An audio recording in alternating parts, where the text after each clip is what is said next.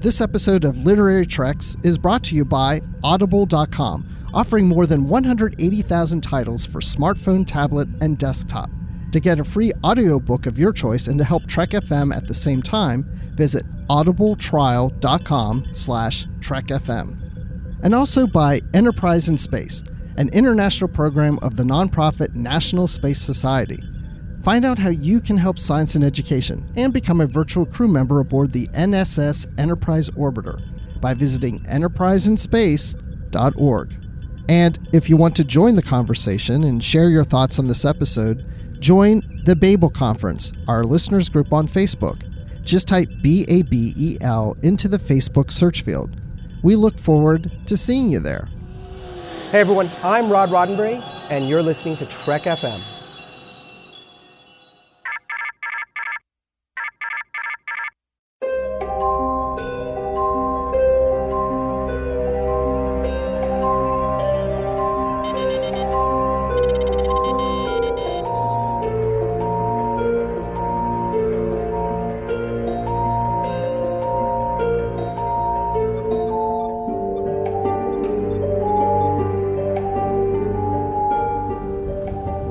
Are you taking all these books?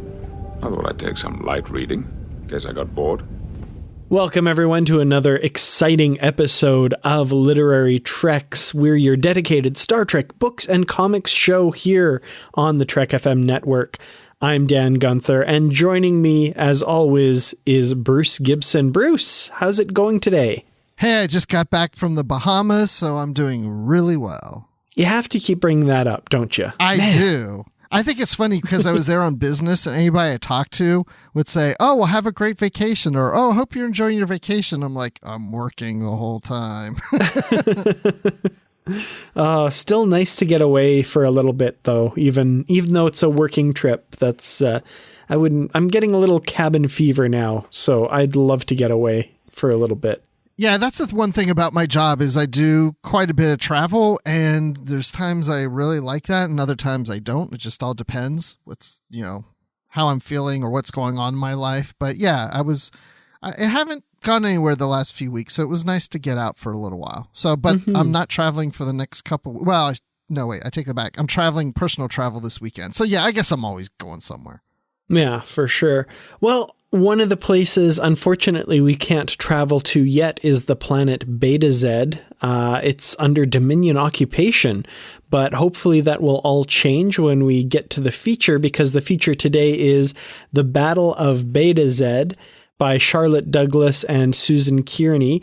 And we're going to have a special guest in the feature to talk about that with. But before we get there, we do have some book news that we want to talk about and a new comic to review. So let's start with some book news.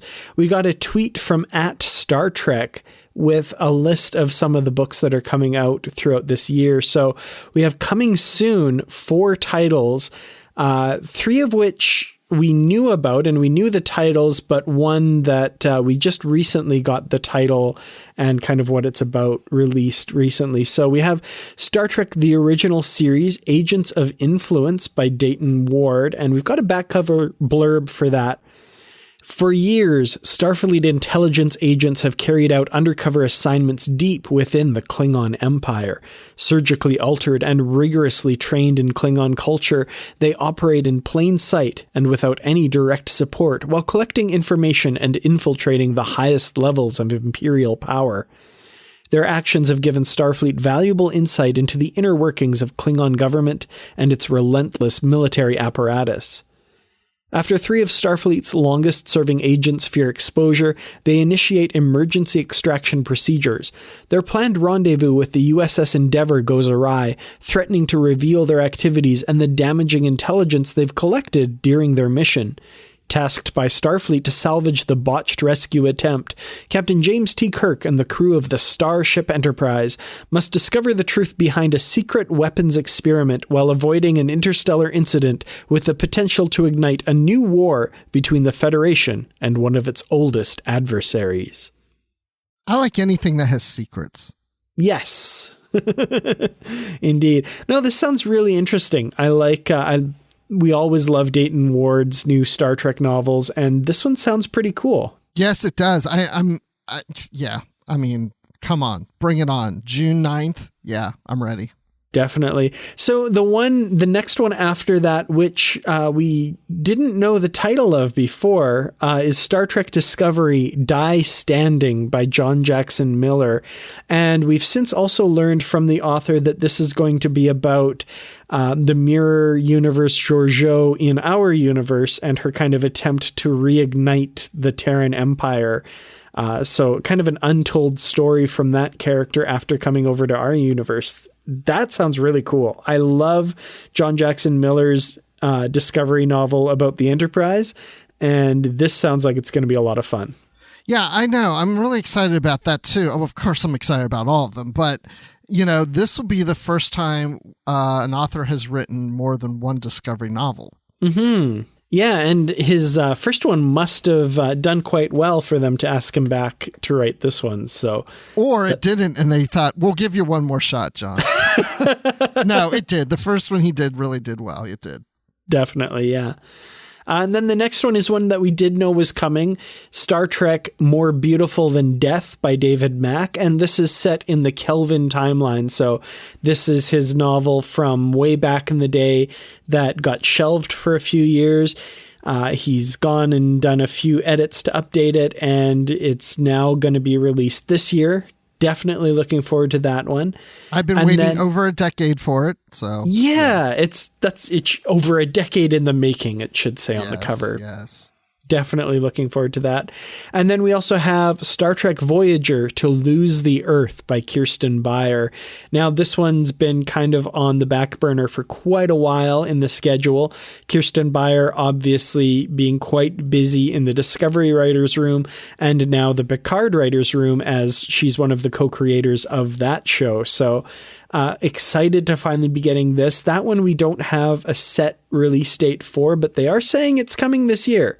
So yeah, all I'm going to say is don't hold your breath. I don't know anything, but hopefully we will get it this year, but things happen. That's all I'm saying. I'm not trying to get too excited. We will get it. I just don't know if it will be this year for sure.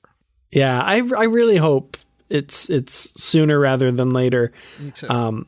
That said, Kirsten Beyer Voyager novels are worth waiting for. So, yeah. Yeah. And I think this is her last one, so she probably can't wait to get it done because she's got a lot that she's working on. Definitely. And hopefully everyone out there, you're watching the fruits of her current labors every week on CBS All Access if you're in the States, and elsewhere if you're not. Star Trek Picard, Kirsten Beyer, man, keep it coming. Great stuff so far. So, yeah. Engage. Indeed. Well, after that, I guess all that we have left to move on to here is the Star Trek Year 5 Valentine's Day special. And this is good timing. We're recording this the day before Valentine's Day, and it'll come out shortly after Valentine's Day. So, what better way to celebrate that holiday of love than with Star Trek's own James T. Kirk and his famed... I don't know how to put it. We know what you're talking about. I don't know how to end that sentence. We know what you're talking about. I was talking to Brandon Shimotala earlier today where he mentioned about this comic to me, and I was like, isn't this something we've always been asking for? We want a really good Valentine's Day comic special that we can give to our loved ones, right? Yeah, I'm sure. Yeah, no. I don't know how that would go over, but yeah.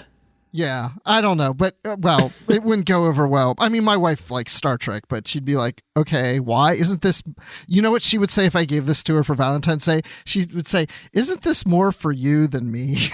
Exactly. That's exactly the reaction I'd get as well, for sure.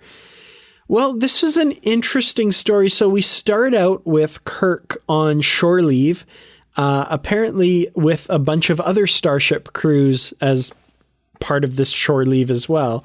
And he meets an interesting other captain named Laura Roan, and she's captain of the USS Drake. So first of all, I think the setup is really interesting. Pitting Kirk, I don't want to say against, but pairing him with someone of kind of equal status and rank. I think that makes for an interesting dynamic between these two characters. I do too. I agree 100%. That's the one thing I really liked about this, because we've seen him in other relationships. And I like the idea of him having a relationship with someone else who is also a captain, that there's that thing they can relate to. And that is being a captain, being in command of a starship, having, their love affairs with their own starships. And so she kind of mirrors that with him, and they can share that experience with each other. So I like that for him. I really do. It works so well in this. Definitely, yeah. It's a really cool dynamic. And of course, this initial flirtation does lead to romance after they take part in this plot to kidnap an ensign that happens really quickly. And so this is kind of the first incident of the novel, and it's just over in a flash, and it really sets the stage for what to expect from the rest of this comic, because it's very frenetic. It jumps through time really quickly, kind of chronicling this ongoing romance between these two captains. So they rescue this ensign and then end up in bed together because, Kirk's got away with the ladies, and this lady has a way with Kirk. So they seem to work out quite well here. They do. And yeah, like you're saying, it's jumping ahead through time. We see them together. I guess the one thing that bothered me, and it's such a nitpick thing, but we've never heard of this woman before in his life, yet as we go through the story, she's so important to him. There's, such a big impact in a sense, which we'll get to in a moment here. But, such a big impact in his life, yet we never hear about her anywhere else. So that kind of just makes it like, this doesn't feel really real to him because we've never heard about this woman before. Mm-hmm. Yeah, I did definitely kind of bump up against that reading this as well.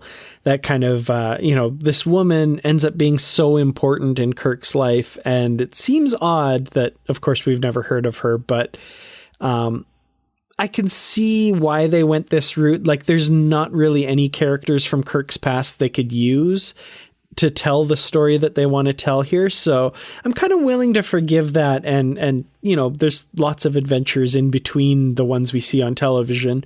If you figure the novels in there, there's way too many adventures in that 5-year mission, but I'm still kind of willing to go with it here. Yeah, I am too. And then I started thinking about past relationships I've had where things got too serious too fast or whatever, made rash decisions, and they really don't impact much of my life today. You would probably never even hear me talk about them. That's true.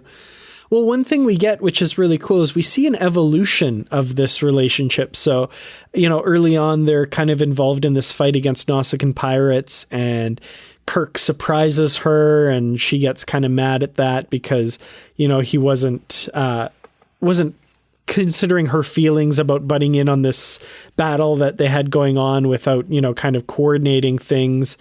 But as the years go by, they learn to work together more and more as they get closer. They're involved in other incidents in which each of them is able to anticipate what the other's going to do, and they end up making a really good team when their ships kind of team up here, which I thought was kind of a neat way to show how that evolves through the years. Yeah, and I like seeing the motion picture uniforms. We don't see enough of those. Absolutely. Interestingly, before we get to the motion picture uniforms, though, too, we get a proposal, which is interesting. And this is where I really kind of in my head was like, wow, we've never heard of this character before. But again, I just have to go like, oh, no, it's okay. Like, we can't. That was the moment. Yes. I was referring to earlier. It's like, no, it's like, what? No, he didn't almost get married to her. We've never heard about her. Mm-hmm. And of course, being such a, so into the novels and stuff, I was like, well, where does Lori Siana fit into this? The woman he did marry at that time. And oh, wait, no, different continuities. Can't do that. And Antonia, isn't that her where's name? Antonia? Yeah, Brandon Shane Matala, when we were talking about it, he's like, would this have worked better if it was that character in this story? Oh, and maybe made her a captain, because we don't know anything about her. My only problem with that is he didn't really meet her until much later. That's true too. Yeah. But absolutely. You still could have had this set later in the timeline and still done the same type of story. Mm-hmm. Absolutely. The one thing I do like that they do is they bring in Carol Marcus, because that was kind of popped into my head as well. And I really like the relationship between Kirk and Carol Marcus, because, you know, it's clear they've had this history. They have a child together by this point, but there's no, like, it's not like this unrequited love or anything like that. They both have grown apart, and, you know, they have this really comfortable kind of back and forth between each other, but there's no like, no hint that one of them wants to get back with the other or anything like that. I thought that was a really mature presentation of where that relationship has gone. Yeah, and she's giving him advice if he should take a promotion to admiral. And, you know, one of his concerns is, well, if now he's an admiral and this woman is a captain, that could affect the relationship, you know? Mm-hmm. And is he going to hold back his career because of this? So yeah, we go through not just the 5-year mission, but like you said, we're into the motion picture years with the motion picture uniforms. And there's a significant incident at this time.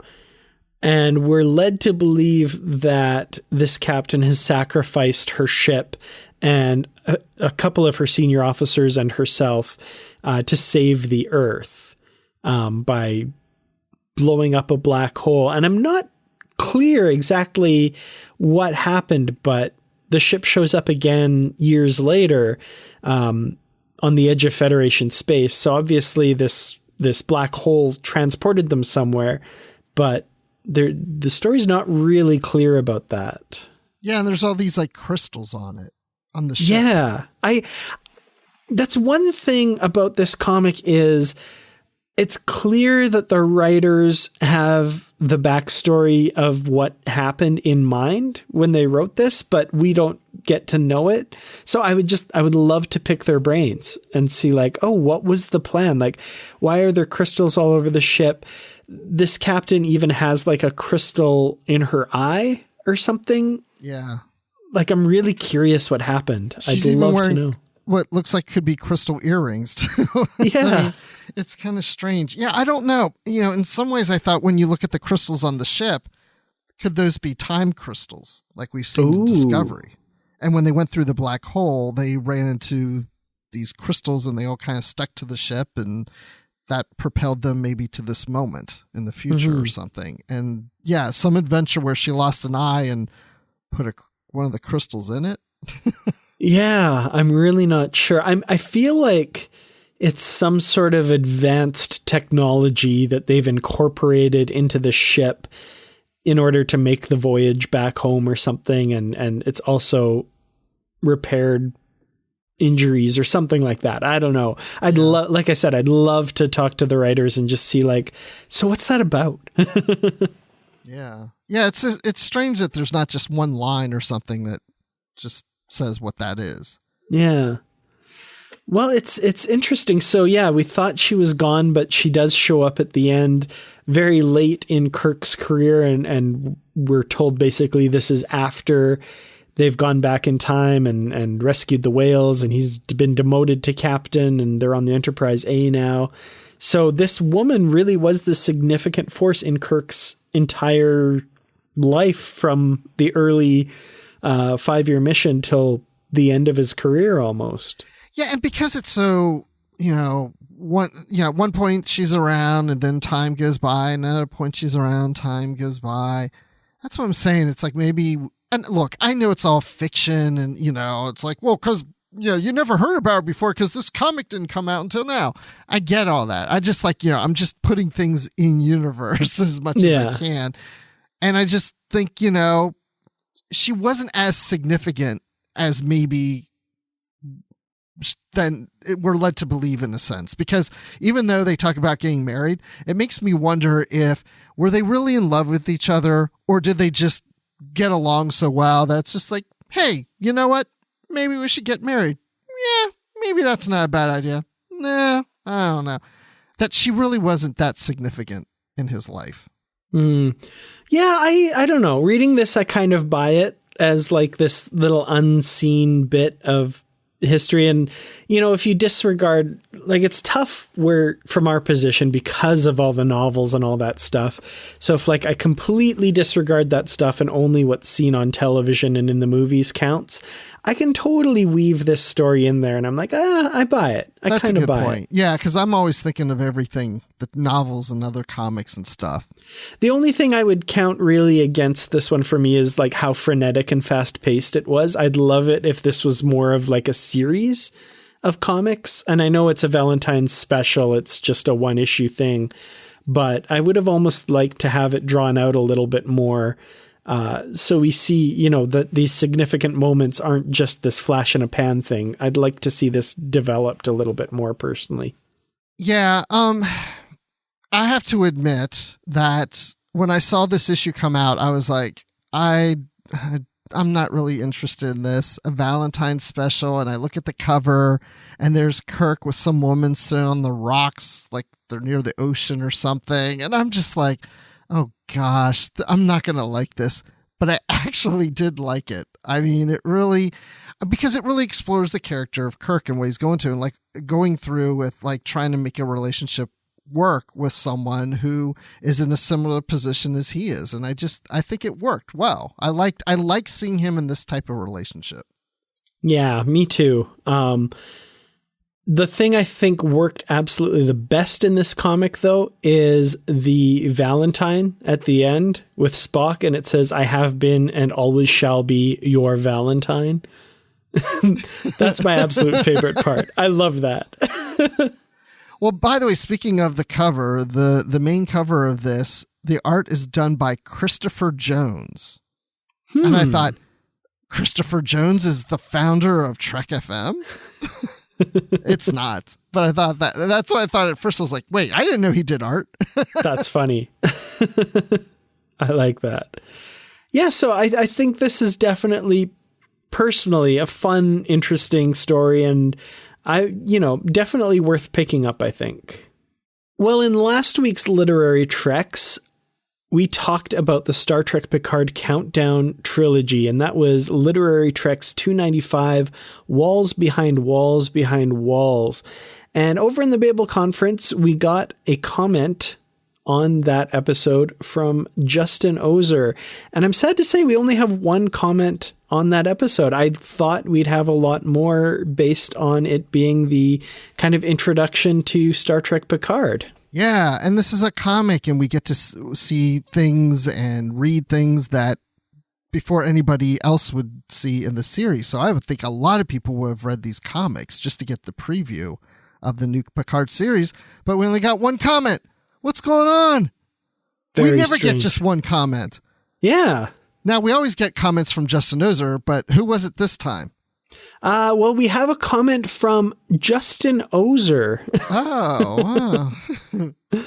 Well, Justin says, great interview. I love this comic series, and it was wonderful to have Mike Johnson provide background to the making of the comic and his thoughts on the story. Definitely hope we get more Picard comics soon.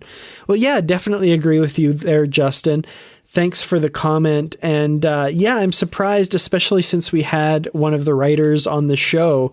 I want more people to listen to that episode and comment on this, because I was actually really interested in what people thought of the Picard Countdown comics. So yeah, maybe let's try and solicit some more comments for next week's episode. I don't know if I'm just setting myself up here for another bit of a disappointment, but I'm really curious about what people thought about these comics.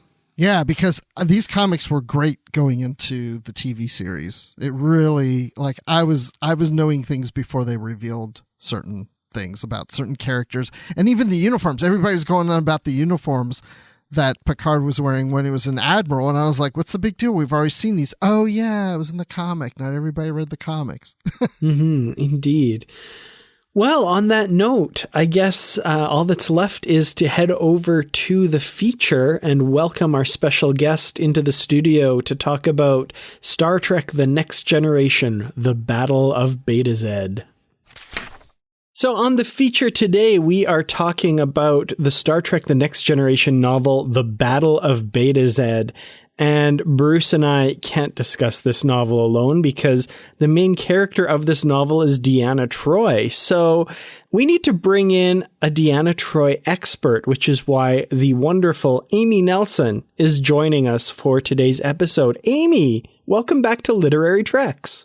Well, hello, guys. Thank you so much for having me on. I'm very excited to be talking not about Q, but finally about Troi. Yes. Yeah, and we felt like you needed to be on more Trek FM shows, so that's why we had you on here too.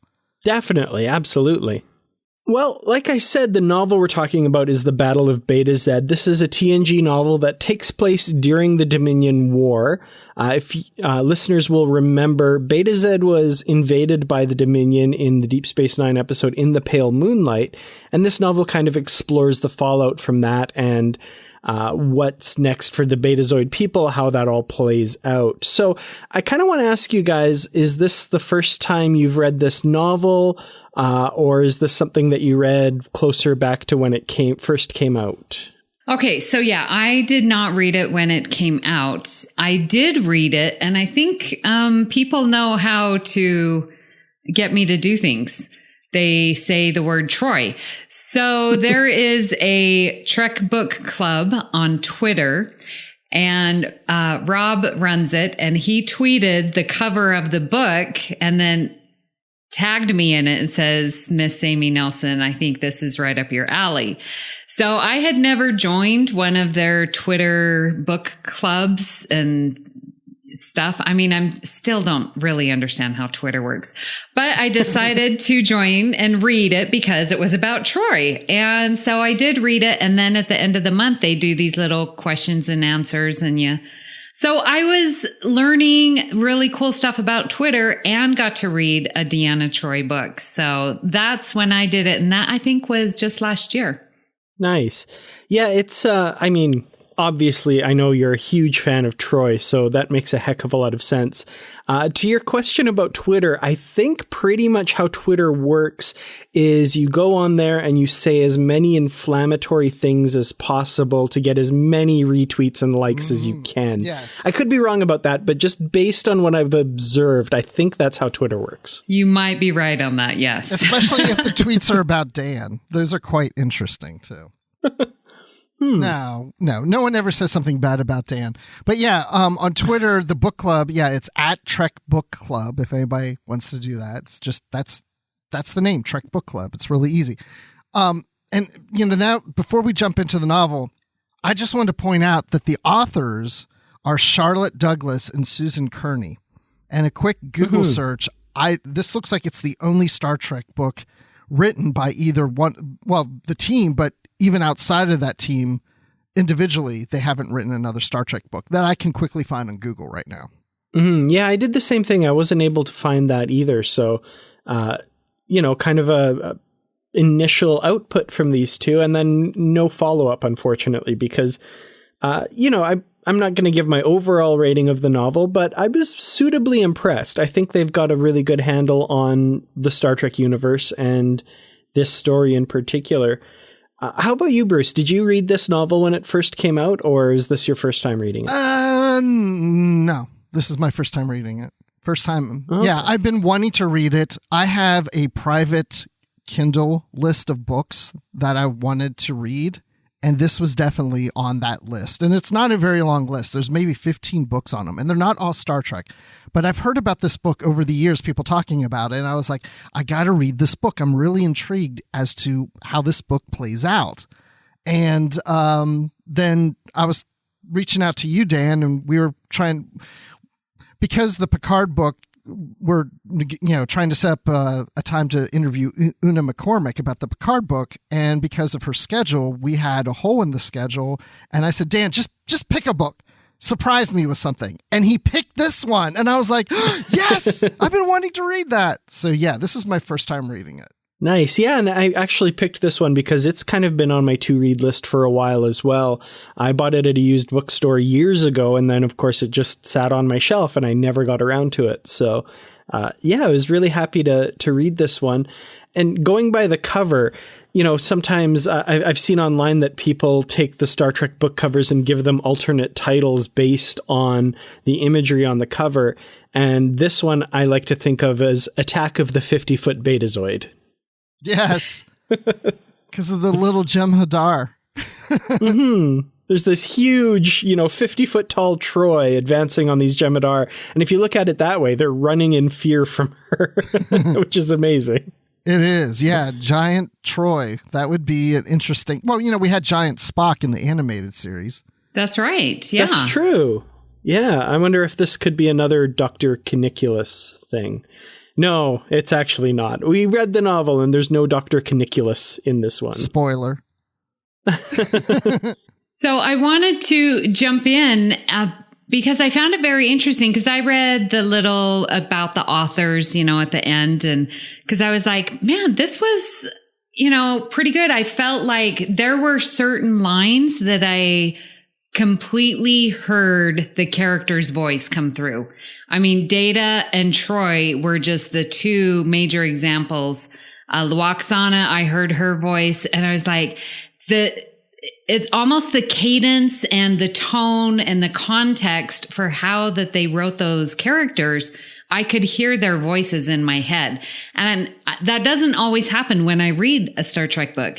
And there was also just a really nice blending, and we'll talk about it more, but like you said, with Worf and O'Brien, and it's sort of amongst the DS9 timeline, but still obviously a TNG book. And they were able to blend those two together. And I thought, yeah, these are experienced Trek writers. And so for you to say that they haven't written any other Star Trek, it just really surprised me. So, yeah, I'm surprised too. Mm-hmm. I think, they write other books, and maybe this was just that one shot, like the two of them wanted to do a Star Trek book and they had this one shot and that's all they wanted to do. I don't know. Yeah. Yeah. And yeah, there are a number of other things that I found while reading this novel. There's one character in particular whose name was really familiar. And I was like, this character's shown up somewhere else before. And I looked this character up, and we'll get to the actual characters eventually. But Court Inarin was one character in this novel that he's been used since in other novels that I have read, like A Singular Destiny and Articles of the Federation.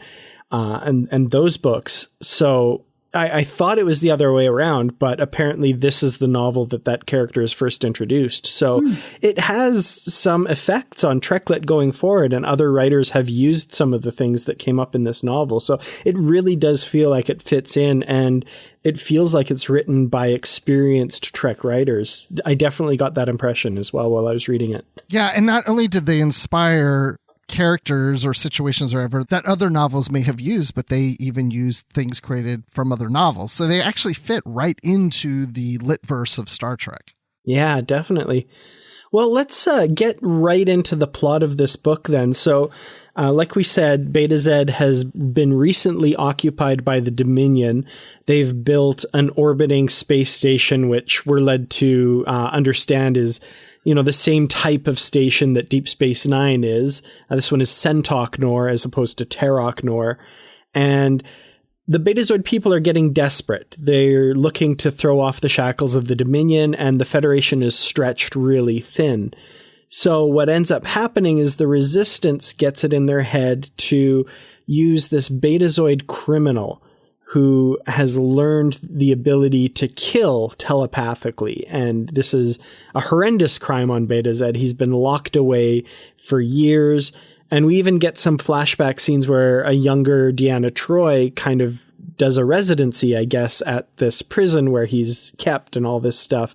So this Betazoid named Hent Tevren, what did we think of this character? We kind of get an introduction to him very early in his incarceration in this novel. Well, he definitely is interesting, scary, your typical serial killer you don't want anything to do with.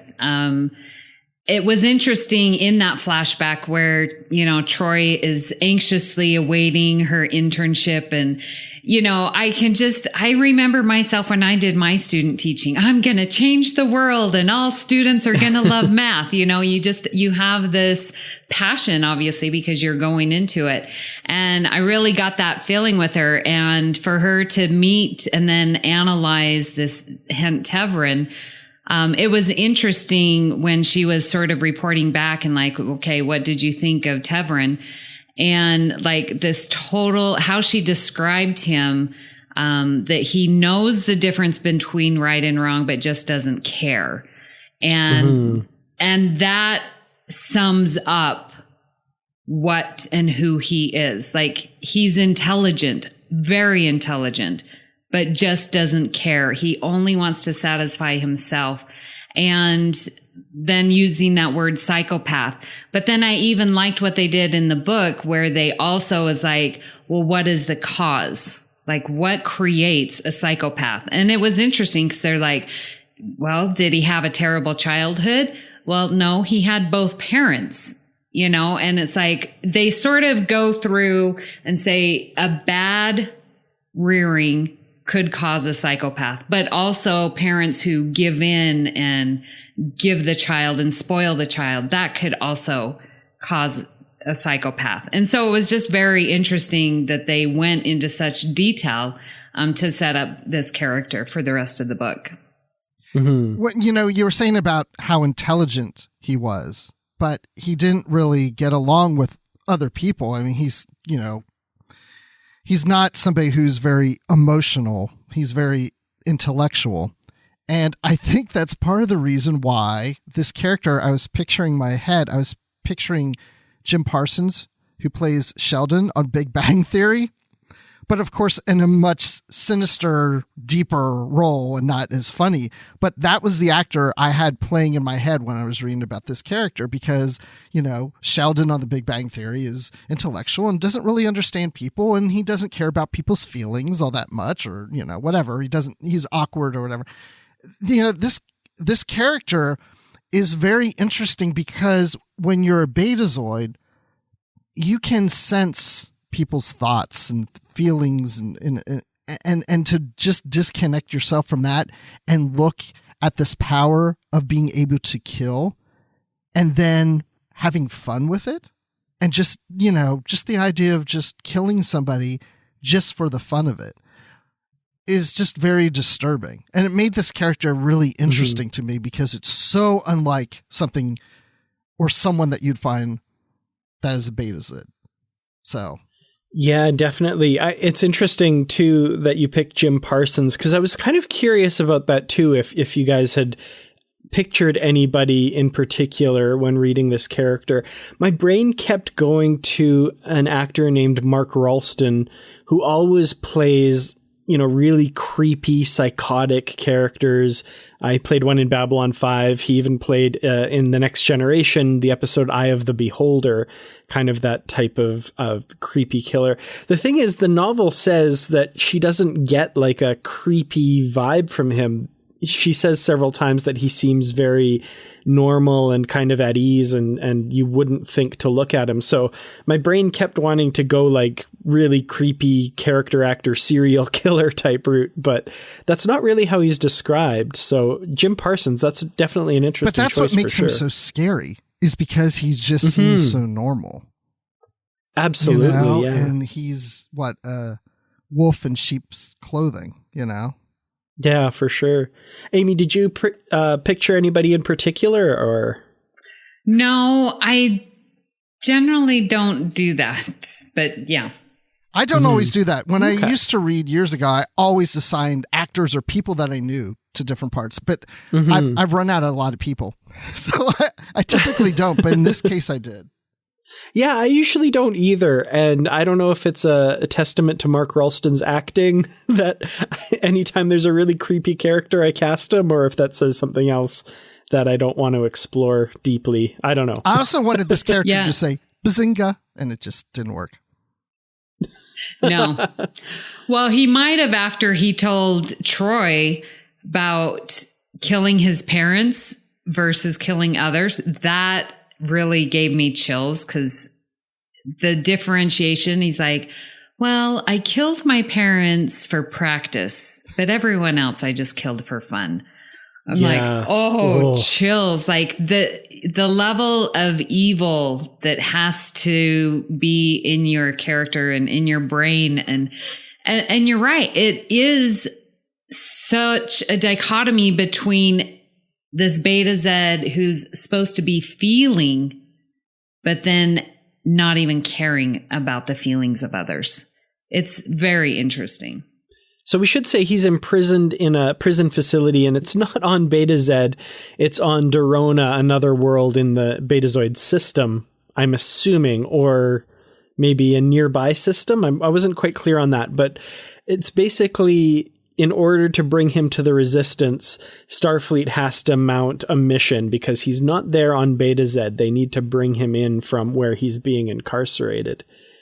So this idea of the Resistance to use this killer and learn his skill to turn it on the Jem'Hadar and overcome their occupation by the Dominion. What did we all think of this? Because we learn in this novel and from how they've been characterized elsewhere, the Betazoid people are a very peaceful people. They've kind of shaken off their killer instincts from centuries past and have grown to be past that, basically.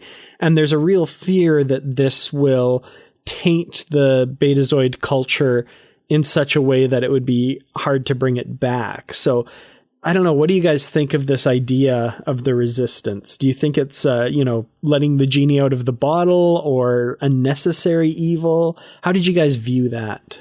Yeah, I was still quite surprised at what they wanted to do because, you cannot put the genie back in the bottle. There's the ramifications you can't even fathom. Like, you will not know. You may think, the ramifications are going to be ABC. No, you do not understand bringing this to the knowledge of the people and how that's going to change an entire species. So, one, you just don't do that. I couldn't even believe it. But my mind changed when I heard Luaran describing, and I think it's important to understand that the Cardassians were taking Betazed people, the strongest of the telepaths, like they were being harvested, if you will. So they were not only losing control of their world, it's not just a simple, occupation by the Cardassians and the Dominion and the Jem'Hadars everywhere, but they were being taken to act as slaves to build their station and to act, as we learn later, in these experiments by this evil, was it Moset? Yeah, Dr. Crell Moset. Yes. Yeah. So adding that, it's like your people are being harvested, they're being slaves, you've lost all control, like their backs were against the wall. And it was at that point when Luaran was explaining, and it's like, don't judge because you aren't here, Deanna. And she was talking to Deanna. So at that point I was like, gosh, what do you do? But I'm still hesitant about it. I don't think that you can fully understand the consequences of something that drastic. Yeah, because they're huge consequences. Because when this is said and done and you rid yourself of the Dominion and all these Jem'Hadar on the planet, then what's next? Everybody just goes back to their regular life and no one uses this again, and we don't have any other psychos out there that could be using this and killing people. It's like that needs of the many outweigh the few and the one. But, so yeah, you may have some killing sprees that go on after this and, by somebody who's using this power on other Betazoids, but it does change the whole culture. I mean, it's like, what are the after effects of all of this? And I think I would have liked that explored a little more in this book. I mean, it was some, but there's a huge ripple effect that can come from this. And, but then again, what do you do with the Dominion there, and you can't get rid of them. But the thing is, now think about this. I mean, how much Star Trek do we get where they figure out some way? I mean, if this wasn't happening on Betazed and this was happening on another planet, what would we have done? We wouldn't have done this. There has to be other options, but they didn't explore those other options. Yeah. You make a good point, of course, about the long-term ramifications, even in the short term. Like, the fact that they're wanting to use this against the Jem'Hadar, there's a certain amount of othering going on here, saying, well, the Jem'Hadar are genetically engineered killing machines, nothing more. Well, we know that's not necessarily the case. Yes, they're genetically engineered to kill, but they are also thinking, feeling people in and of themselves. And then where's the line? So, okay, we'll use it against the Jem'Hadar because they're unthinking, cruel brutes that we can feel okay about doing this with, but what about the Cardassians? Okay, are you going to use it against them? What's your justification there if it's only because Jem'Hadar are engineered killing machines?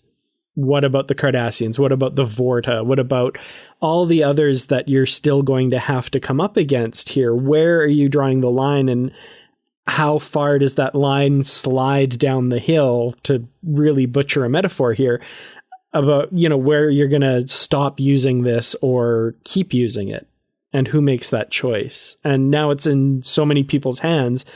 Like Amy said, the genie's out of the bottle now. So yeah, it's a scary thought, and one that I think really puts the Betazoid Society on a precipice that, if they step off, there's no going back. Well, even think... Boy, that's a lot of metaphors.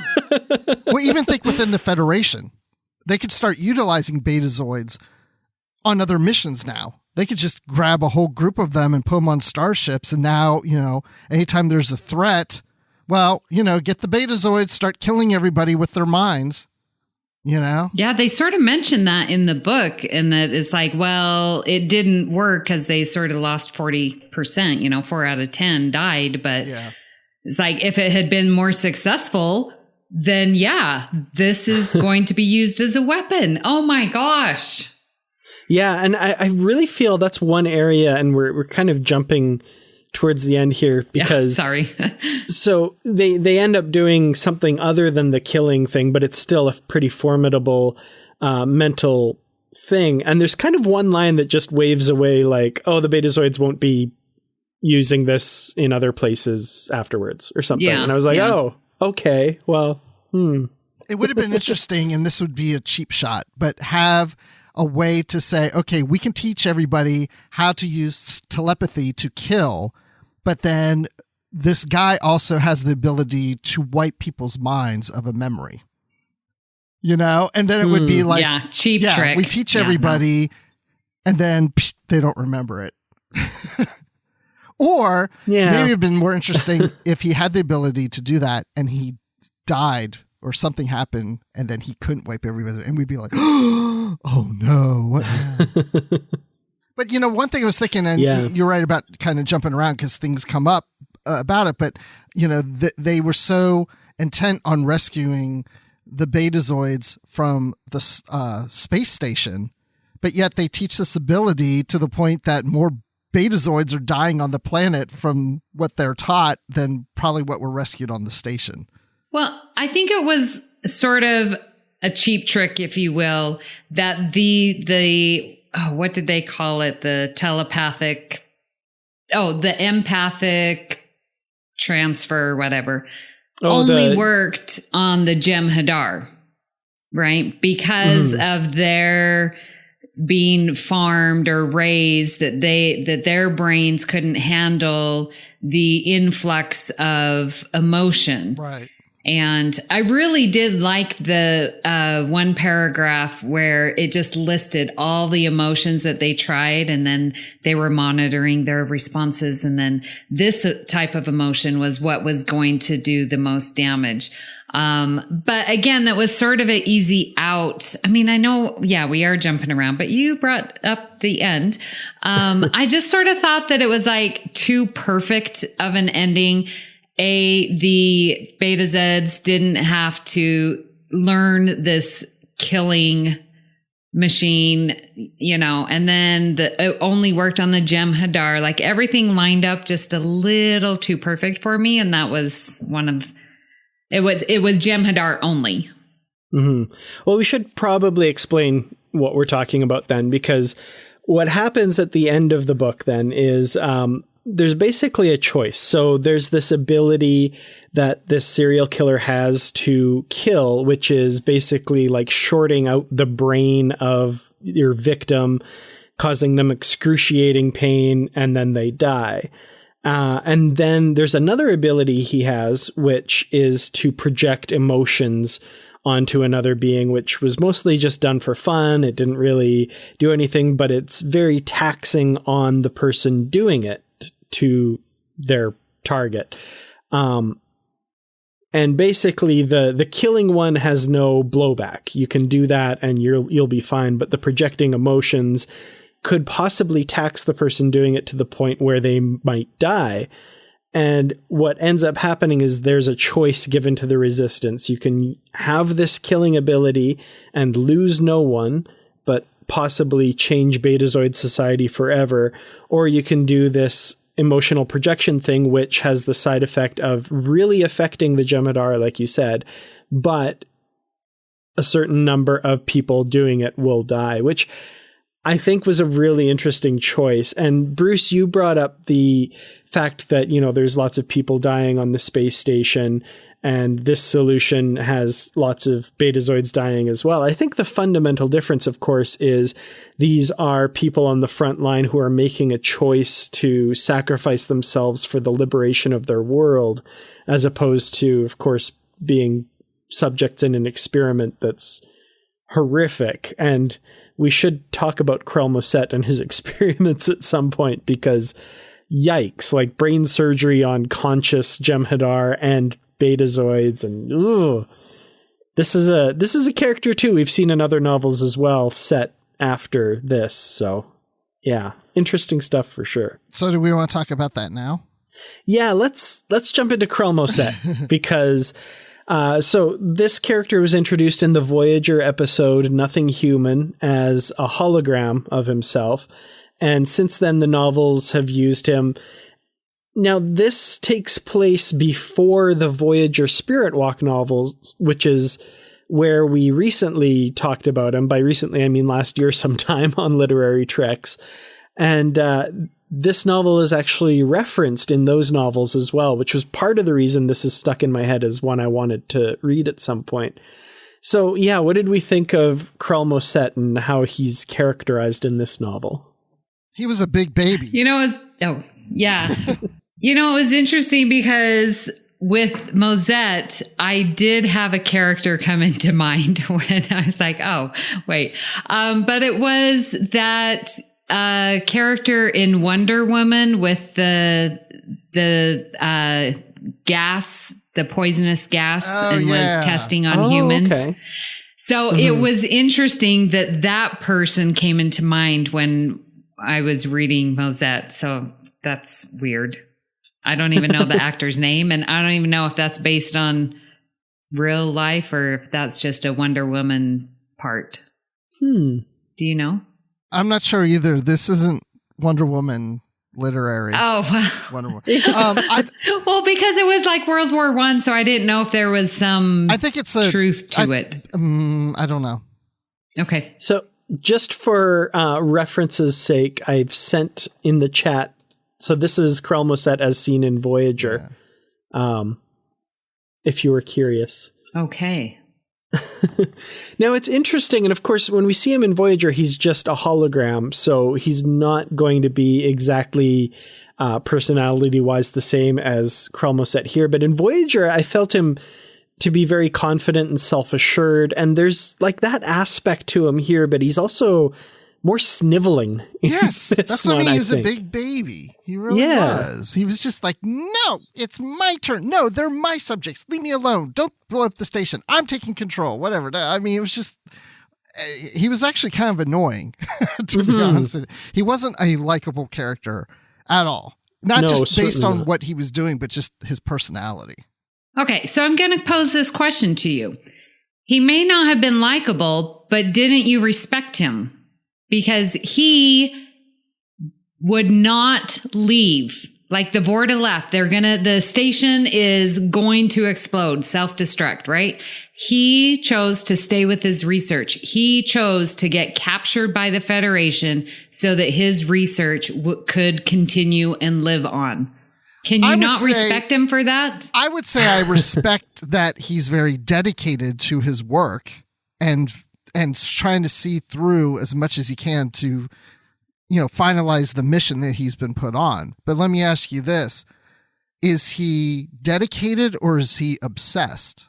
Mm-hmm. Well, I think when he's talking with Picard and Picard is stroking his ego, like it's really more about him versus the research. But up until that conversation with Picard, I thought, man, this guy is very dedicated. He would rather his subjects, his patients in air quotes, get captured and get taken because if they get taken, then someone is going to wonder, even if Moset is dead, well, what was he working on? The research is going to continue. And so I was like, at that point in the book, I was like, man, this guy really cares about research and whether his idea is right or wrong of transferring someone's, telepathic and emotional into someone else. I mean, that aside, but his dedication to the research was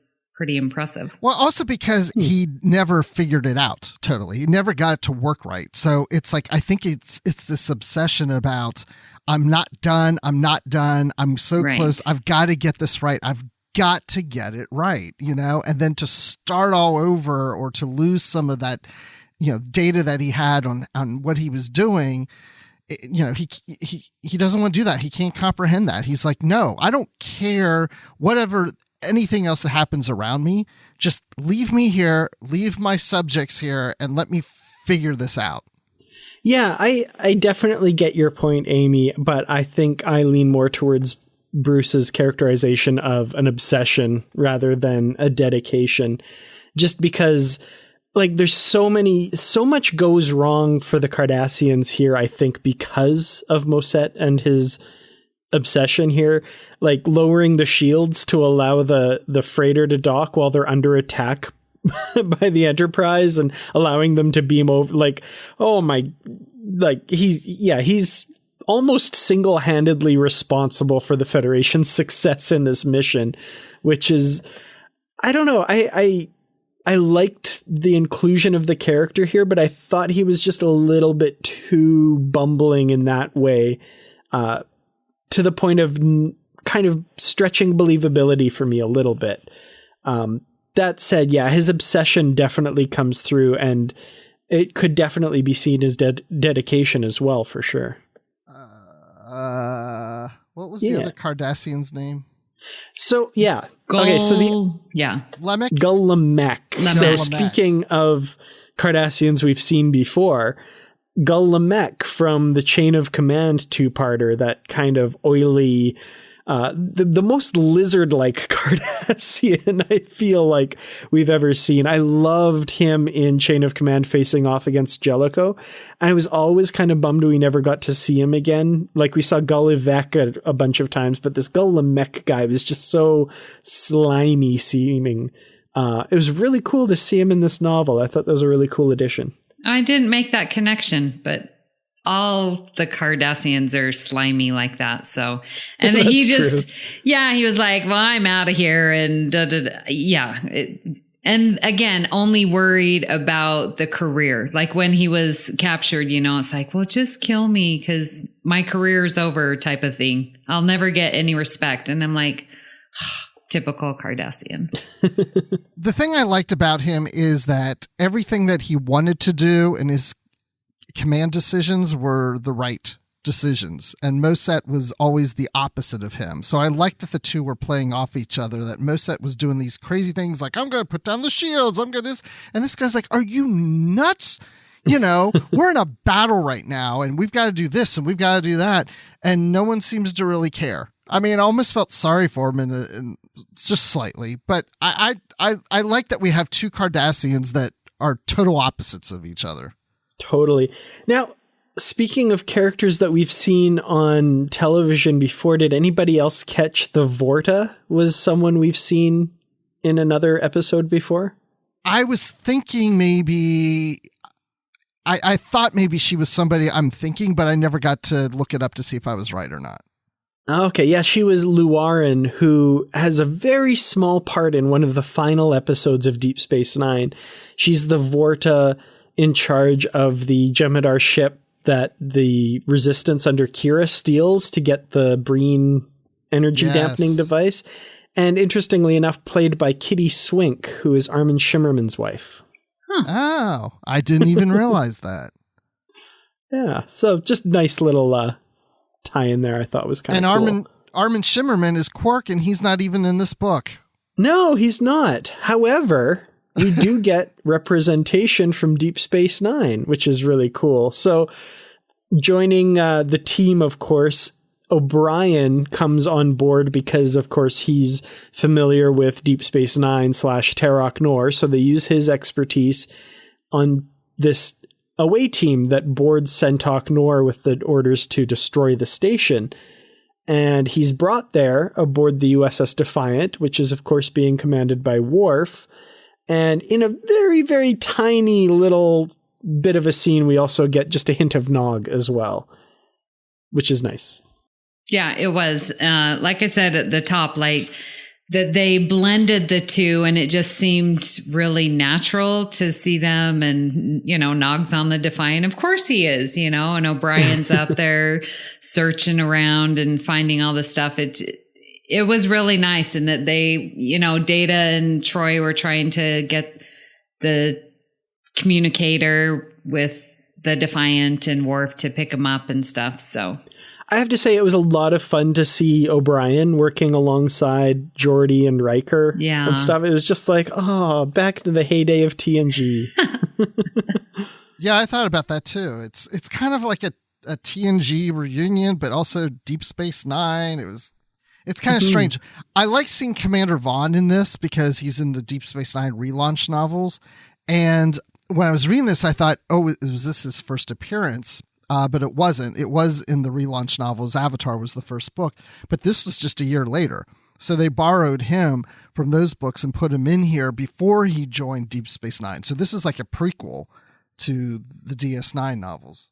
Yeah, Vaughn is a great character who, because he's so long-lived, has popped up at all kinds of places like the Lost Era and all this stuff. So it's nice to get a little bit of him in his career before he joins Deep Space Nine, because of course we know his past is all in kind of special ops and dark missions like that. And so to see that aspect in him in the midst of that before his kind of being touched by the prophets a little bit, I guess, in the Deep Space Nine novels was really cool.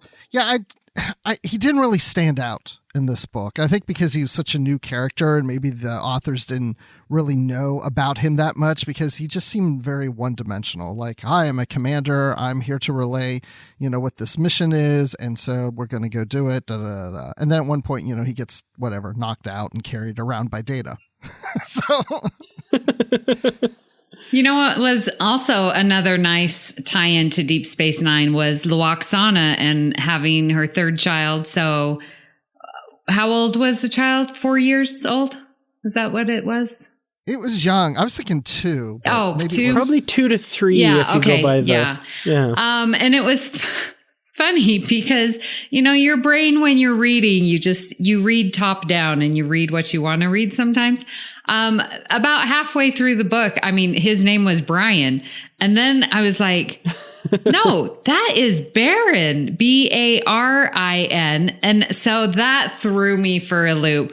Baron, is that how you read it?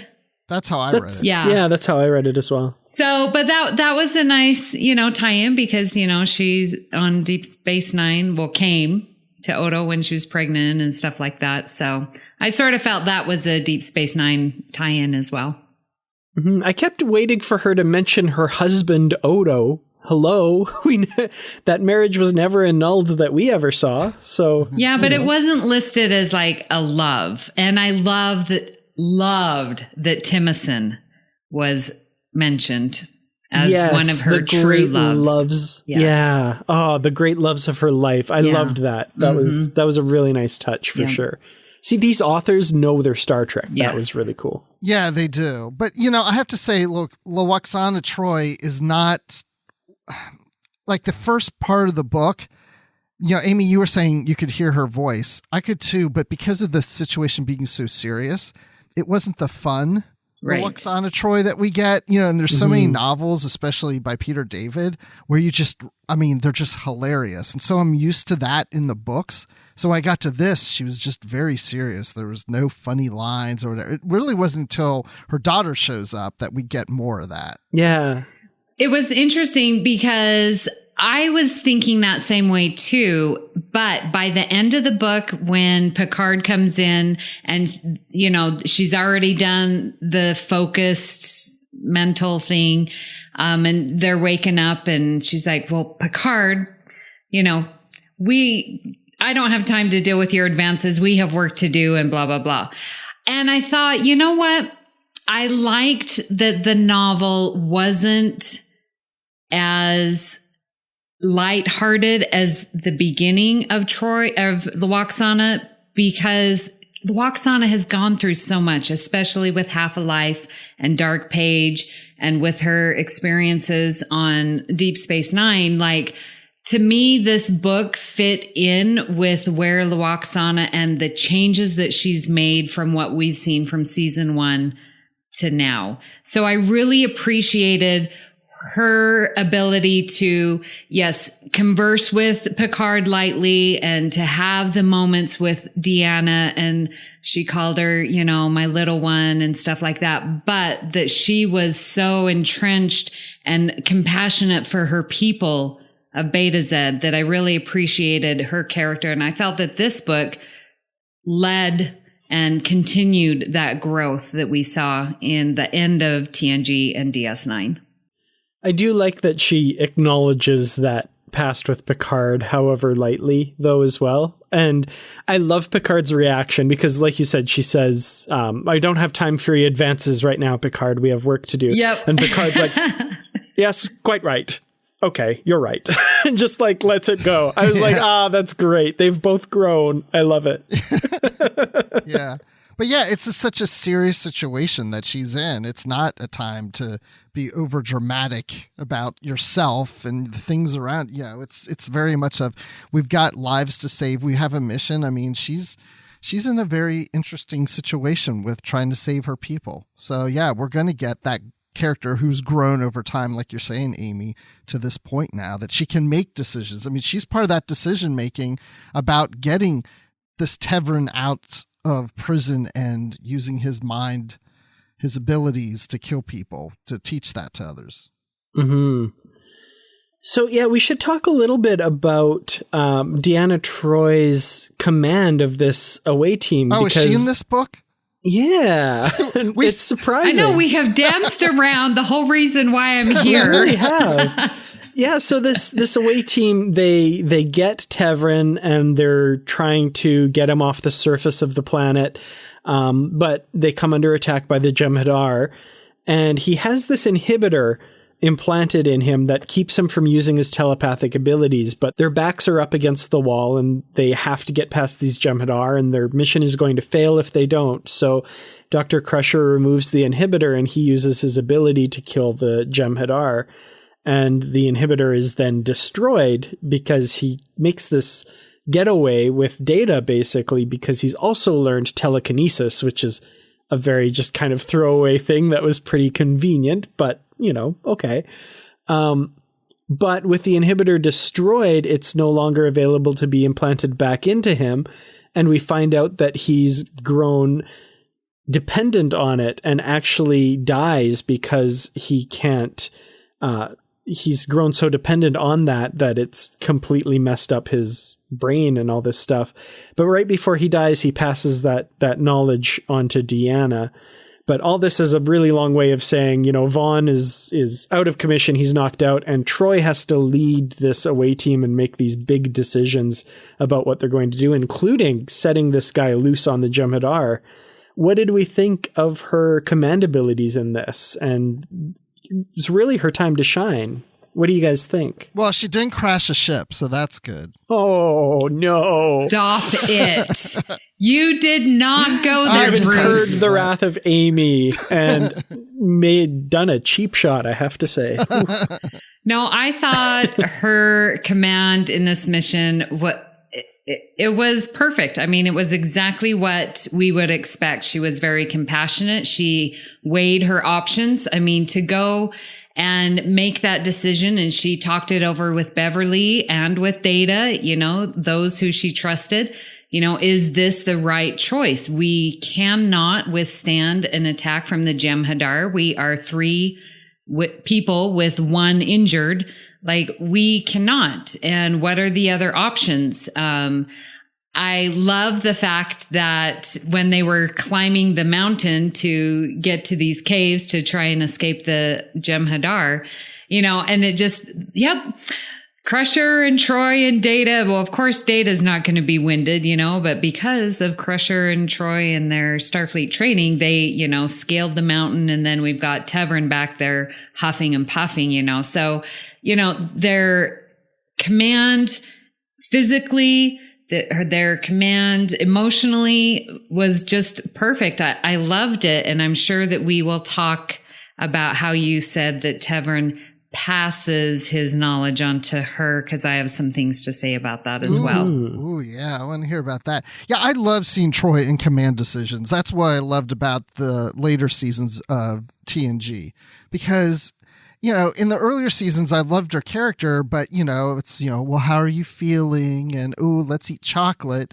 And now, just seeing her in command decisions, because she is a Starfleet officer, and we saw her go from lieutenant commander to commander because of passing the command tests. And now we get to see her leading this mission. So when Vaughn comes to the ship and says, okay, I'm relaying this mission to you guys, instead of going, okay, Captain Picard, this is what we need you to do, he looks to Troi and says, you're leading this because it's your planet. You have experience with this Tevren. And but by the way, the flashbacks, I pictured her looking like her cheerleader self. Absolutely. Yeah, me too. Hair as curly could be. Yeah. Yes. But, I just love seeing her in command, and she's calling out orders to people that she's equal to, if not outrank in a sense, And so, we see Worf in command decisions. We've seen Vaughn in the novels in command decisions and such. And, when she says, this is what we're doing, and when they look to her and she has to make the decision, she's making the decision. And that's one thing I really love about this novel, is just letting her shine in that role. I mean, yeah, she shot Data. Yeah, that was cool. Was interesting. Yeah. That was a fateful moment. Shot the bad guy through Data. Like, that's such an action movie move. That was so great. On purpose. It wasn't an accident. It was planned. Thank you. Yeah. Yeah, definitely. So, Amy, you said you had some thoughts about Tevren transferring his knowledge, because just before he dies, he basically transfers all of what he's learned about this killing technique and all the crimes he's done and all the memories of that to Deanna. And it's kind of done to punish her, to torture her, both with the guilt and feelings that go along with what he's done. Deanna will feel the guilt. He doesn't feel guilt. I'm just going to be clear about that. But also because he knows, I think anyway, because he knows she'll have to make the choice now. Now it's not just delivering this guy and it's out of my hands. Now it's, I have the knowledge and I will either put my people down this path or not. And it's entirely on her shoulders now. So is this the aforementioned rabbit hole that you were wanting to go down? Well, over on Earl Grey, I did an entire episode talking about Troi's violations. And yet again, we see this because Tevren does not ask, hey, can I share with you how I do this? No, he forcefully grabbed her wrists and used that, forcing his memories. And it almost seemed like a Vulcan mind meld from what I was reading, because it was like specific events, specific, knowledge was being transferred and specific emotions were being transferred, not all of everything that Tevren was. So to me, it felt like more of a mind meld. However, it was put on her without her permission. So, but then I think, okay, Troi aside, the character, and I made this point on my episode of Earl Grey, like she has these emotional, telepathic connections because that is her heritage. That's her race, right? If it were anyone else, I still believe Tevren would have done it. So I don't think the fact that it happens to Troi is intentional. It's how the story goes because they are Betazed, they're telepathic. Does that make sense? Do you know what I'm trying to say? Like, I don't feel that it's this intentional. And I know there's some new phrase. Okay. Well, there's some kind of some saying out there that I know that, women are being used just for this purpose of the story. But I don't believe this to be the case in this story because it could have been a male telepath, a male Betazoid, and it still would have happened because the way the story's written. So I don't believe that it is specifically a violation specifically on Troi. I believe Tevren would have done it no matter who the character. And again, going back to his psychopath and like how terrible of a person and sinister he is, that is on him. It's not anything to get worked up about. You guys weren't overly concerned that this happened to Troi yet again, were you? Well, I think it's interesting you brought it up because when I was reading this, I did think of Nemesis. I did think of that scene. And it wasn't that I was concerned that, this has happened again. If anything, I thought it reminds me of it. But at the same time, she has this knowledge of killing through telepathy. And I thought, wouldn't it be interesting if during that scene in Nemesis, she used that against the Viceroy as he's raping her? Or at least like it. I know it's a phrase that we hate, but headcanon, it's kind of almost in my headcanon now that she contemplated it. She thought about it. Yeah. But she's too good a person and didn't do it. So yeah, that's where my mind went. It was more of this is happening. This happened to her before Nemesis. Right. So I was thinking, really, at this point, what happens to her in Nemesis is oh my gosh, it's happening again. And that's where my mind went to she could have maybe done something. But like you said, Dan, she contemplated it. Should I do this? Yeah. I should also say while reading this, I did bump on it a little bit. It did pop into my head that this felt very familiar. And I think I didn't stop long enough to really kind of question that in my head while I was reading. But you bringing that up now makes me think back to when I was reading that and thinking like, yeah, it was another Troi as the victim of something like this. And it felt familiar. And that scene when she's in sickbay in Nemesis and is telling Picard, it was a violation, sir. Like that. Yeah, that all felt very, very familiar with this. So I definitely get where you're coming from with that. And if I'd taken the time probably to really analyze it, instead of just reading over it quickly, I probably would have gotten that a little bit better. But yeah. It was interesting, Dan, when you said sort of the reasons why Tevren did it, because I didn't even think about the reasons why he did it, because I was coming at it from more of Troi being violated, being forced to withstand this attack. I didn't even think about why. And when you said he was doing it to punish her, that didn't even come to mind. I was thinking when you were listing your reasons, I was thinking he wanted almost to punish the entire race of Betazed people in making sure that knowledge would be out there so that the people could self-destruct. Like, that's how sinister I was putting it on Tevren. Kind of almost like a sick, twisted legacy he wanted to leave. Yeah. That's how I took it too. Like, if Dr. McCoy were there, he would have put it in McCoy's mind too. Just like Spock did put his Katra.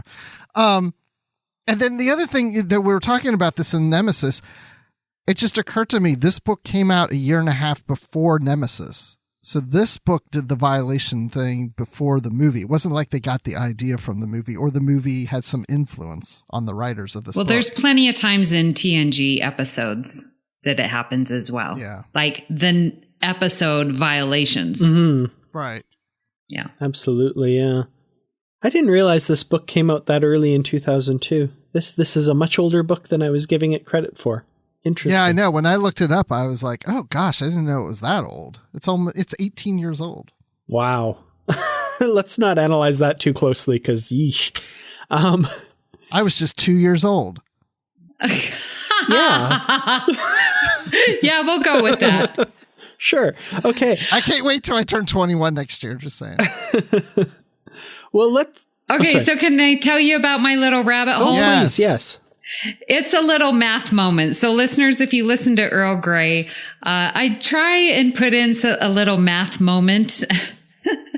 And I found one during this book. And it was interesting because it was when Deanna was talking to Luaran and they were contemplating the deaths by releasing Tevren's knowledge into the population. And the authors chose to say that, yes, there may be some deaths, but not as much geometrically going forward. And I thought, why wouldn't they say exponentially? Because the deaths would continue exponentially. And so I, in the middle, paused my book and went on and was like, what is the difference between a geometric versus a exponential growth? And it was very interesting. They are considered to be synonymous to the layman, but of course not mathematicians. But a geometric growth or increase would be one that continues to add, but you can add, say, like x to the squared, x to the third, x to the fourth, but you're adding those increases, but the increases themselves can be exponential. Exponential increase is when you are multiplying and you are increasing by a common factor. So they both are interchangeable, but those are the slight differences that I found. And it was very interesting. So there's your little math moment on Literary Trash. That is so awesome. I don't know if we've had a math moment here on the show. Can I say I had a tiny math moment as well, much smaller than the geometric versus exponential growth one, though. And it was just like anytime I see a fraction or a something out of something, my brain automatically wants to put it in the lowest common denominator because just math classes have trained me. So they said 4 out of every 10 Betazoid passed away doing this. And I was like, wow. 2 out of 5 would be more proper. Thank you. I so caught that as well. And then the next line was like, so that's 40%. Oh. Well, duh, 4 out of 10. I was like, who's reading this? Idiots? No. Star Trek fans are not idiots. You don't need to say, so that's 40%. Oh man. Yeah. Yeah.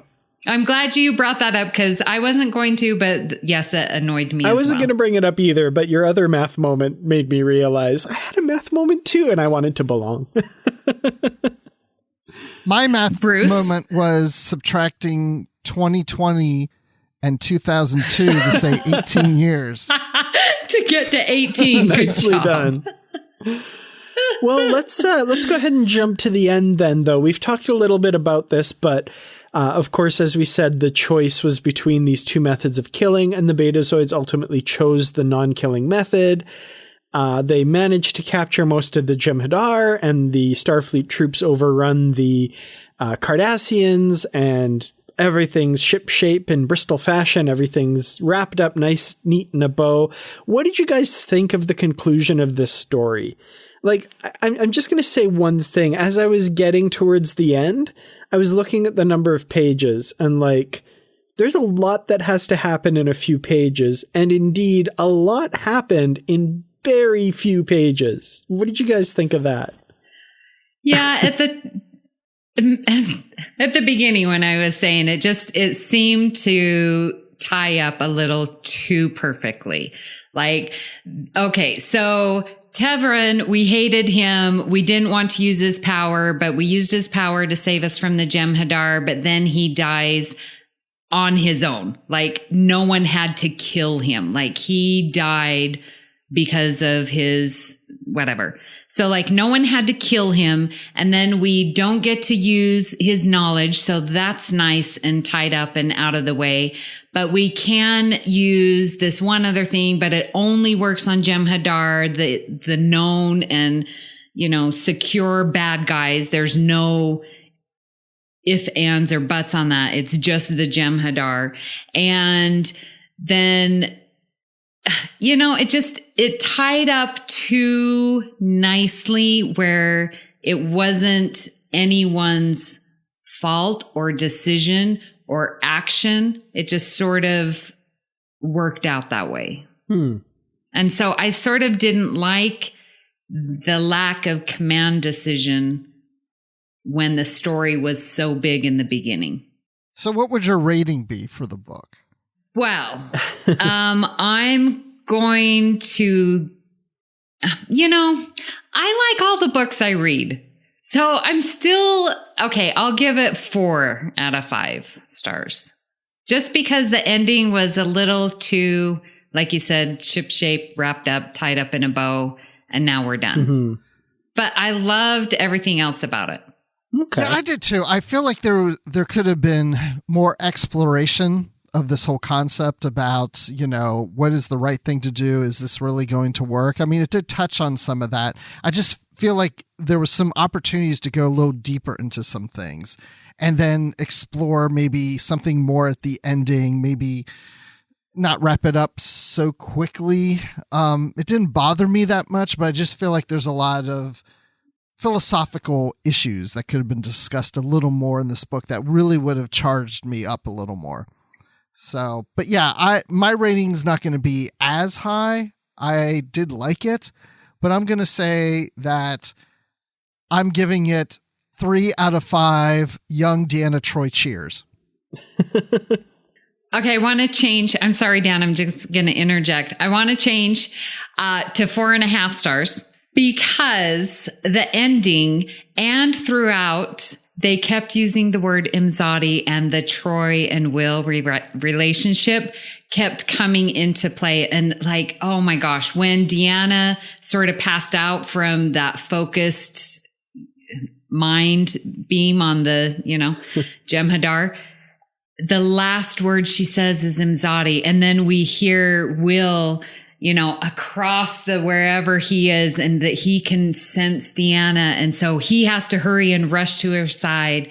And then they end in the holodeck with them on Risa in the holodeck and in each other's arms. So I enjoyed the Riker and Troi throughout the book, exploring their connection and knowing that it is so real. So I'm bumping it up to 4.5 Yeah, I like that they went there because of where this was in the timeline. And again, This is before Nemesis where they're getting married. So it fits really well into that. Mm-hmm. Yeah, I like, it adds a little bit more to, in a couple months, insurrection happens and they get together because of the radiation in the Baku rings, but there was some stuff there before. And then Worf's line in the movie, "Your feelings for her have always been there. Let's just let it out for a while." I was like, that's great. I love it. It's very nice.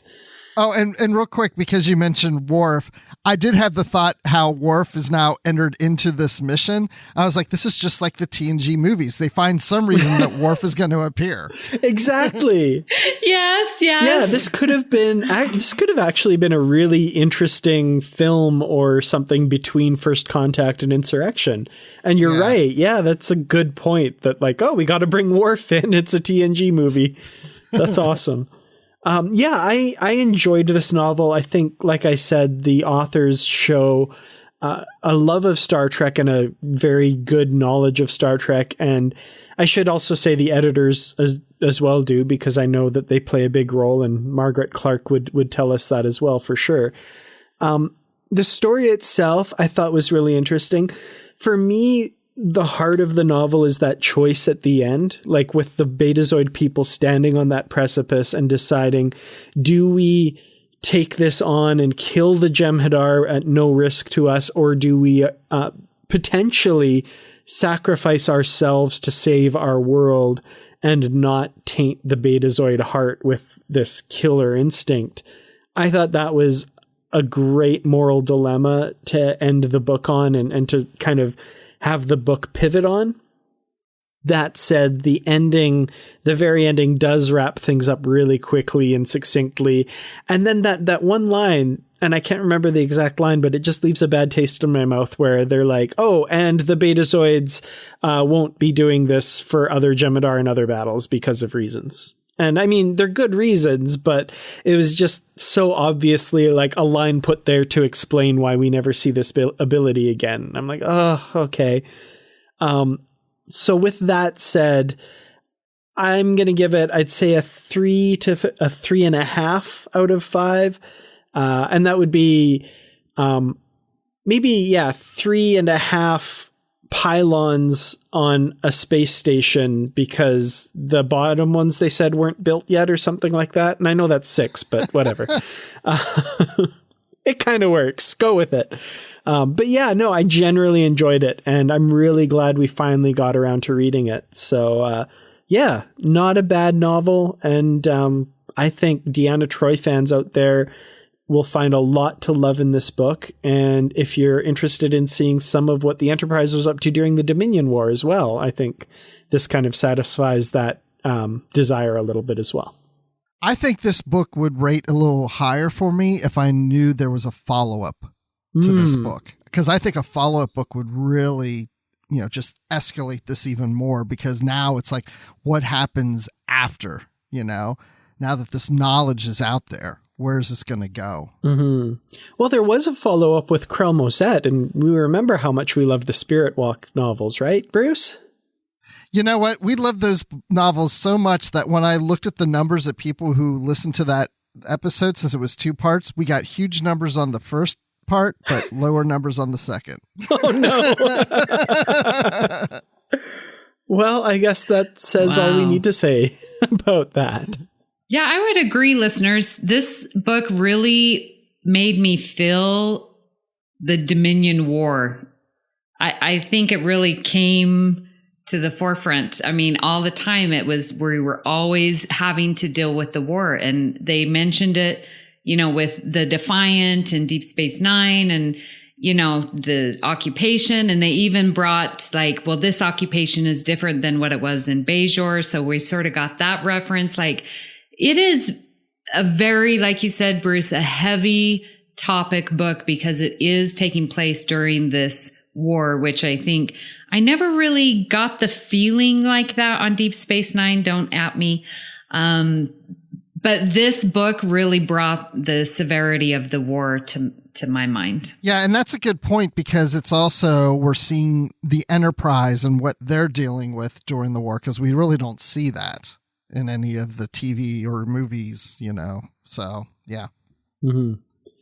Well, with that in mind, Amy, where can people follow and find you online and all the wonderful things that you do in this great fandom of ours? Anybody listening to this right now has no idea where Amy can be found. No, she's, yeah. No.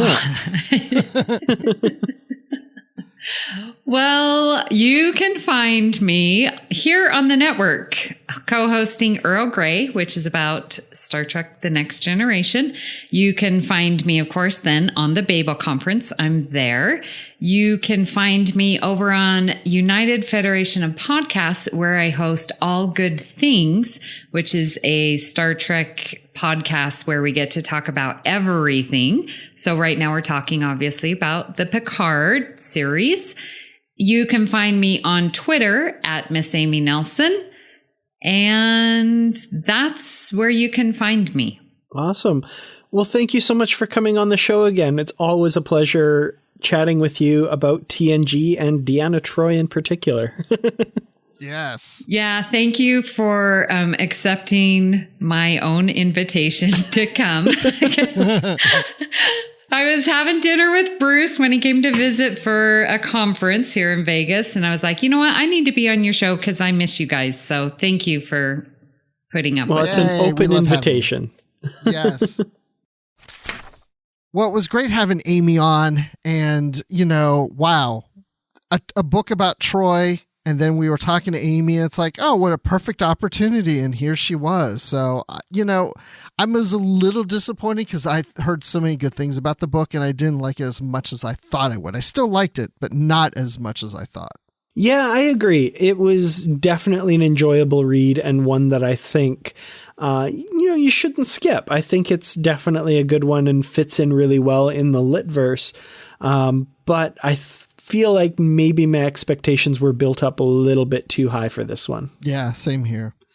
Well, it's been fun talking about our expectations being set too high today, but that's not the only thing we've been discussing on the network. So here's a quick look at some of the other things you may have missed elsewhere on Trek FM. Previously on Trek.fm, Earl Grey. Oh, let me think. What's an interesting Star Trek sound effect? Phasers? See, that's tough because how do you make a phaser sound? I don't know if you can make that with the human. Or you can do photon torpedoes. Choo, choo, choo. I'll just be the one that's pew, pew, pew. Oh, pew, pew, pew. Yeah. The Discovery phasers. Okay, cool. Awesome choice. And to come back to the point, I think I'm deleting this scene. Literary Treks. What was it that caused him not to be with his Paul immediately after coming out? What was it that made that relationship strange? Yeah. And I think it was that Culber had really lost himself in a lot of ways. And while Paul was his anchor, when he came back to Paul had learned something by losing you. And I think he became the Paul that Hugh needed. And I think that scared you a little bit. Mm-hmm. Until he sort of found himself again. The Edge, a Star Trek Discovery podcast. Because we've never seen all of those hairy mud bots again. Yes, thankfully. Yeah, I would appreciate, though, like a mention in history in season 3. It's like, oh yeah, here's this time where the whole galaxy was crawling with these different hairy mud bots, and rounding them up took years. That's what brought down the Federation. Hairy mud bots. That was it. It was hairy mud bots. Hairy mud bots. Oh no. The Line, a Star Trek Picard podcast. We got a lot of answers in this episode, which was really surprising to me. So there, who's Daj and whatnot. Like, that's a thing I expected to find out in episode 10 going into this show, right? And here we are, halfway through episode 1, and we know who Daj is. And I'm like, okay, this is interesting. That's cool that we're getting a lot of information, but getting that information is opening up more questions. And that's what else is happening on Trek.fm. Check out all these shows and join the conversation about your favorite corner of the Star Trek universe and beyond. You'll find us wherever you get your podcasts. If you're an Apple user, be sure to hit the subscribe button in Apple Podcasts on iPhone, iPad, or Apple TV, or the desktop iTunes app to get the latest episodes as soon as they are published, and please leave us a star rating and written review.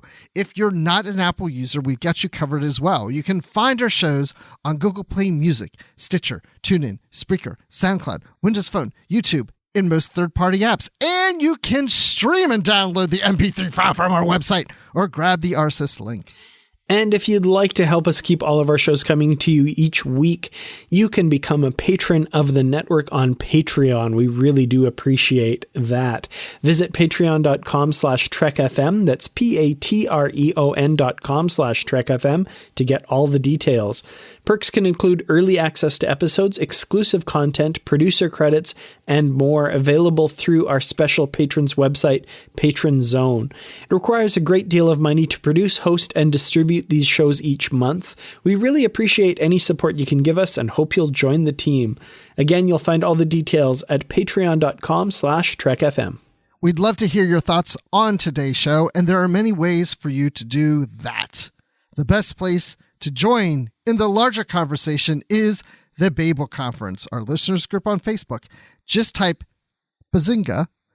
No, just type Babel, Babel, into the search field on Facebook, and it should come right up. If you'd like to send us an email, you can use the form on our website at trek.fm/contact. Choose to send to a show and select Literary Treks, and it will come right to us. And you can find the network on Twitter at TrekFM and on Facebook at facebook.com/TrekFM. You can also find us on our Goodreads group, where we have bookshelves with all of our previously covered books, as well as the currently reading section, so you know what's coming up in future episodes of Literary Treks. Plus, there are great conversations happening about the books and comics as well. Just search for Literary Treks on Goodreads and click Join Group. We'd like to thank Norman C. Lau, Ken Tripp, Greg Rosier, Brandon Shea Mutala, Justin Ozer, Jeffrey Harlan, and Casey Pettit for their support of the Trek FM network and for being associate producers for Literary Treks as well.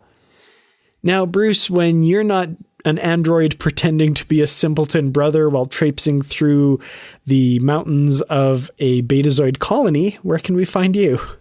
Just please don't shoot me through the shoulder, please. That would hurt.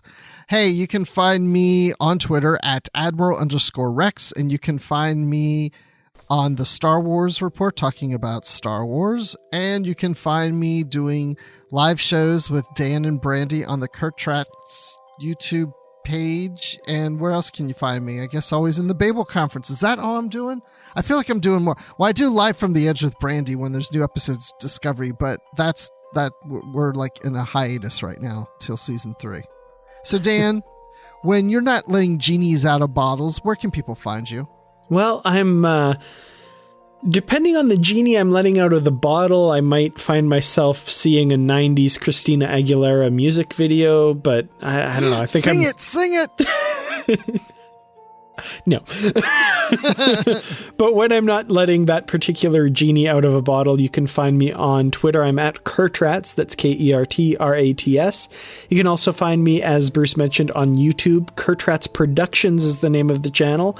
And we have live shows with Bruce and Brandy for new episodes of Picard and other videos as well, all about Star Trek. You can find me in the Babel Conference talking about Star Trek and on facebook.com/Kurtratz Productions as well. Well, thank you all so much for listening. And until next time, live long and read on. What do you call that, light reading? To each his own, number one.